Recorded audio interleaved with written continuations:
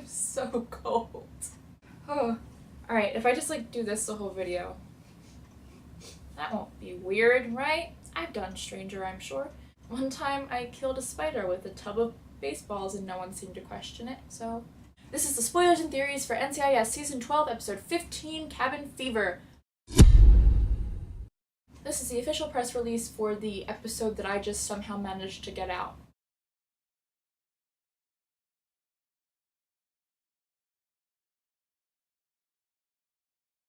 So basically, Fornell's very, very upset, and Gibbs is trying to comfort him, and the daughter of Fornell and Diane, it's their daughter, right? Yeah.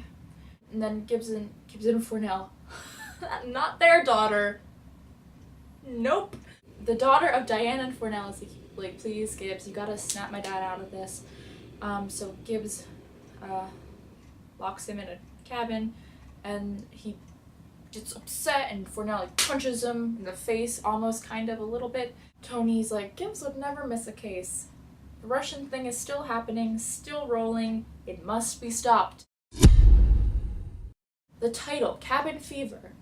Could it be because Gibbs locks Fornell in a cabin and maybe the plague is on its way? Maybe it's also a common expression. Either one, probably.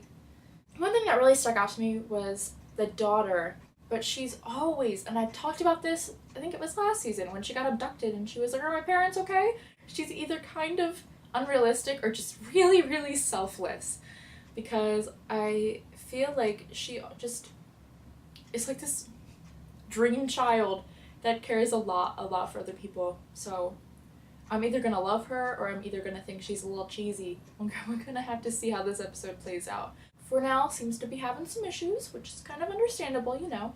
I really want him to talk to Gibbs. I feel like this finally breaks down that whole like border, brick wall, whatever you want to call it, between the two of them, because Gibbs lost Shannon and Kelly, and I guess it still doesn't put them on equal footing because he wasn't married to Diane and the kid didn't die.